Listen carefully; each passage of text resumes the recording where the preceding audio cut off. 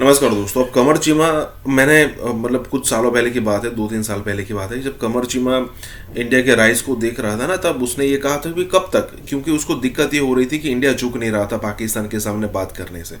पाकिस्तान कई बार directly indirectly message भेज चुका था कि हमें इंडिया से बात करनी है, लेट्स स्टार्ट दी ट्रेड वगैरह वगैरह। और जब इंडिया की तरफ से कोई रिस्पॉन्स नहीं आता था, तब कमर चीमा यही कहता था कि भाई आज नहीं तो कल इंडिया को झुकना पड़ेगा। अब ये चीज़ हो नहीं रही है। ऊपर से हो रहा है कि जब कमर चीमा ने कहने की शुरुआत की थी ना, उससे भी ज़्यादा अब इंडिया स्ट्रांग होता जा रहा है, मतलब उस समय जो था उससे भी ज़्यादा।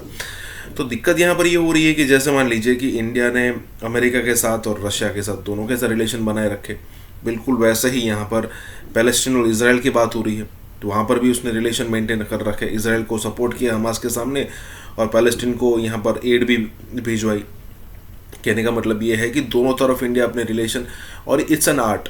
और जयशंकर साहब ने उसको बखूबी और जयशंकर साहब उसके आर्टिस्ट है, बखूबी उन्होंने ये निभाया है। इसी के साथ ही वीडियो शुरू करते हैं। मैं जानना चाहता हूं कि नरेंद्र मोदी महमूद अब्बास और नेतन्याहू से इक्वली अच्छे टर्म्स में हैं। कोई मुझे पाकिस्तान में माइका लाल ये बता सकता है कि भाई ये क्या गिदड़-सिंगी है? ऐसे कैसे कर लेते हैं? अब ये जो ग्रैंड कॉलर है, ये बेसिकली अभी की तस्वीर तो नहीं है, ज़ाहिर बात है ये 2018 की तस्वीर है। लेकिन क्वेश्चन ये है कि तब नरेंद्र मोदी वहाँ गए, उनको ये अवार्ड दिया गया और महमूद अब्बास जो हैं वो भी इंडिया आते रहते हैं। वैसे तो पाकिस्तानी बड़े जज़्बाती हैं और कहते हैं जनाब कि हमारा बड़ा फ़लस्तीन से ताल्लुक़ है। अब इंडिया ने कल क्या किया है कि इंडिया ने ह्यूमैनिटेरियन एड भेजी है फ़लस्तीन को, इजिप्ट में, ठीक है जी। और उन्होंने कहा जी कि हम फ़लस्तीनियों को और फ़लस्तीनी रिफ्यूजीज़ को जो यूएन रिलीफ एजेंसी है उसके ज़रिए एड भेज रहे हैं। और तकरीबन जिसे वो कहते हैं कि वो कहते हैं हमने $35 मिलियन की पिछले 20 सालों में एड भेज चुके हैं, $35 मिलियन की एड। ये जो तस्वीर मैंने आपके सामने लगाई हुई है प्राइम मिनिस्टर नरेंद्र मोदी और क्या नाम है इनका, महमूद अब्बास साहब, इनको grand collar of the state of Palestine जो अवार्ड है, हाईएस्ट पैलेस्टीनियन ऑनर है जो फॉरेन डिग्निटीज़ को दी जाती है। मुझे बस ये बता दें कब पाकिस्तानी वज़ीर आज़म को ये ऑनर दी थी फ़लस्तीन ने? कब पाकिस्तान को फ़लस्तीन के वज़ीर-ए-आज़म ने ये ऑनर दी थी? कोई बंदा अगर मुझे बता सकता है, मैं पाकिस्तान की ख़ारजा पॉलिसी को समझने की कोशिश करता हूँ। मैं जानना चाहता हूँ कि नरेंद्र मोदी, महमूद अब्बास और नेतन्याहू से इक्वली अच्छे टर्म्स में हैं। कोई मुझे पाकिस्तान में माइका लाल ये बता सकता है कि भाई ये क्या गिदड़-सिंगी है? ऐसे कैसे कर लेते हैं? अब ये जो ग्रैंड कॉलर है, ये बेसिकली अभी की तस्वीर तो नहीं है, ज़ाहिर बात है ये 2018 की तस्वीर है। लेकिन क्वेश्चन ये है कि तब नरेंद्र मोदी वहाँ गए, उनको ये अवार्ड दिया गया और महमूद अब्बास जो हैं वो भी इंडिया आते रहते हैं। ये नहीं है कि वो जिसे कहते हैं ना नहीं आए, उनको भी वो बड़ा कुछ अवार्ड वगैरह देते रहते हैं। बट द क्वेश्चन रिमेन्स कि एक तरफ तो इंडिया ने गज़ा में सपोर्ट भेज दी, पाकिस्तान ने भी फ़लस्तीन को सपोर्ट भेज दी। हमने अच्छा आप देखिए इंडियन मीडिया जिस तरह कवरेज कर रहा है इस कॉन्फ्लिक्ट की, वो कर बेसिकली इज़राइल के पर्सपेक्टिव से रहे हैं। इज़राइल को सपोर्ट कर रहे हैं, बट आप इमेजिन करें दैट इंडियन मीडिया के आप गट्स चेक करें, इंग्लिश मीडिया है, वो वहाँ पे जाके फ्रांस 24, सीएनएन, सीएनबीसी, एबीसी, दुनिया के जो स्काई न्यूज़, उन कैमराज़ माइक्स के साथ जाके माइक तो लगाते हैं। मैं देख रहा था इंडिया टुडे हो, व्योन हो और भी आई थिंक चैनल है, बल्कि वो फर्स्ट पोस्ट वाली है जो पता नहीं उनका नाम मुझे भूल गया एंकर का, वो बड़ा अच्छा करती हैं। तो ये सारे के सारे लोग जो हैं, ये मतलब वहाँ पहुँचे हुए हैं। पाकिस्तानी मीडिया तो कहीं नहीं है। मुझे अगले दिन मैंने कल देखा पाकिस्तानी मीडिया जी वो लेबनान के बॉर्डर के ऊपर खड़ा हुआ है।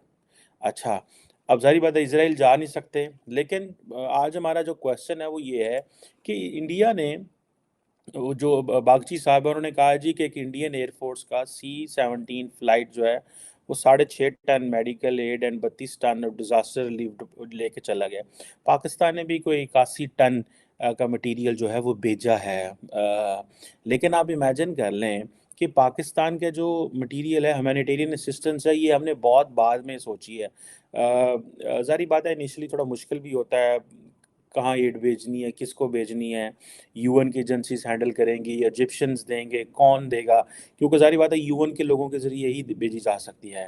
आप देखें वो जहाँ पे उन्होंने भेजी है, अच्छा मज़े की बात ये है कि इंडिया के इजिप्ट से भी बहुत अच्छे ताल्लुकात हैं, पाकिस्तान से ज़्यादा अच्छे ताल्लुकात हैं। मैं पाकिस्तान के जादूगरों से पूछना चाहता हूँ कि भाई ऐसा क्या है? मैं शुरू से एक चीज़ कह रहा हूँ, नरेंद्र मोदी मुस्लिम वर्ल्ड के बहुत करीब जा चुका है, आपकी सोच है और वो ऑन पर्पज़ हैं। उनको पता है कि जब आप मुस्लिम वर्ल्ड के करीब जाते हैं, तो आप 2 तरीके से जाते हैं। एक तो आप ये जाते हैं कहते हुए कि पायन असी वड्डी इकॉनमी है। सेकंड, हम आपके लिए बहुत कुछ कर सकते हैं, आप हमारे लिए बहुत कुछ कर सकते हैं। थर्ड, वो कह रहे हैं अच्छा आप प्राइम मिनिस्टर मोदी की पॉलिटिक्स को देखें, इंटरनेशनली वो कह रहे हैं मज़हब को ना देखें और एट होम वो कह रहा है मज़हब ही मज़हब। ठीक है जी। जब इंटरनेशनली वो जाते हैं कहीं पे तो वो बगैर मज़हबी पॉलिटिक्स की बात नहीं करेंगे। ह्यूमैनिटी, इंटरनेशनल जिसे वो कहते हैं ना वो बातें करेंगे जिससे आप परेशान हो जाएँगे। लेकिन जब अब वो घर वापस आते हैं, तो घर वापस आके वो अपनी दोबारा वही पॉलिटिक्स, वही स्टाइल शुरू कर देते हैं। सो ये एट टाइम्स कभी-कभी मुस्लिम वर्ल्ड में इस हवाले से बात होती है। लेकिन क्या फ़लस्तीन के सदर जो हैं वो पाकिस्तान कब आए थे लास्ट टाइम? किसी को कोई पता नहीं है। ठीक है जनाब। और क्या नाम है उसका जो पाकिस्तानी कब गए थे वहाँ पे? It's been long, long, long, long, long ये बड़ी पुरानी स्टोरी है। ठीक है जी। और इस चीज़ में ये पता चलता है कि अब देखें नरेंद्र मोदी जो हैं, उनके बारे में पाकिस्तान ने क्या-क्या नहीं बनाया। वो ऐसा है, वो वैसा है, वो बुचर हैं, वो ऐसे करते हैं, वो मुसलमानों के साथ है मुस्लिम वर्ल्ड के कान पे जूं रेंग रही। उसकी वजह ये है कि चीज़ें चेंज हो चुकी हैं, ठीक है? चीज़ें बिल्कुल तब्दील हो चुकी हैं, हालात बदल चुके हैं। दुनिया ने नरेंद्र मोदी को एक और एंगल से लेना शुरू कर दिया है और आप देखें कि उनकी जो ह्यूमैनिटेरियन असिस्टेंस है, जब वो पहुँचती है उधर क्या नाम है इजिप्ट के अंदर, वो पूरी दुनिया को बता रहे हैं और वो क्या कह रहे हैं? वो कह रहे हैं पाइन देखो असी तो हम तो ह्यूमैनिटेरियन एड का काम करते हैं, हम तो सिर्फ़ यही चीज़ें करते हैं, हम कुछ और नहीं करते। हमें देखें हमें यही चीज़ें आती हैं। अब जिधर भी जाना है डॉक्टर जयशंकर ने उन्होंने इस चीज़ का ज़िक्र करना है। उन्होंने इस चीज़ का ज़िक्र करना है कि पाइन देखो ऐसी एड लैके गया सी, हमने वहाँ पे एड भेजी, हमने वहाँ पे उनके साथ काम किया, लेकिन साथ वो इज़राइल को कह रहे हैं इन्हों खिंचो। ये जो गज़ा वाले हैं इनको मारो जितना मार सकते हो, ठीक है? इनके साथ जो करना है करो, कोई प्रॉब्लम नहीं है। एट होम हमारी अवाम जो है वो समझती है कि नहीं इलेक्शंस में और ये करने की ज़रूरत ही कोई नहीं है क्योंकि हमें पता है किसने पावर में आना है। सो हमारा बेसिक जो है वो क्रेडिबिलिटी का इश्यू है। बहुत सारे जो स्टेक होल्डर्स हैं वो समझते हैं कि भाई हमारी क्रेडिबिलिटी बिल्कुल ख़त्म हो चुकी हुई है। सो पाकिस्तान से पहले उन्होंने एड भेज दी है, ठीक है? और वो टका के इसराइल की सपोर्ट कर रहे हैं। लेकिन महमूद अब्बास क्या कहेगा मैंने एड नहीं लेनी। महमूद अब्बास को वो एड भेज ही नहीं रहे, वो ज़ाहिर बात है यूएन को एड भेजेंगे। इंडिया के अंदर जो है बड़े पैमाने के ऊपर एक एक बड़ा ऑफेंसिव लॉन्च किया गया है अगेंस्ट हमास। और आपको पता है ना वो इसलिए लॉन्च किया गया because Indian authorities and India कहता है जी कि हम तो जी दहशतगर्दों के खिलाफ हैं जी, हम तो ये समझते हैं। But at home they believe that the more they go against Hamas, the more they support Israel, the more they go against Pakistan, the more they go against the Kashmiri जो हैं उनके खिलाफ कश्मीरियों के खिलाफ जाएँगे।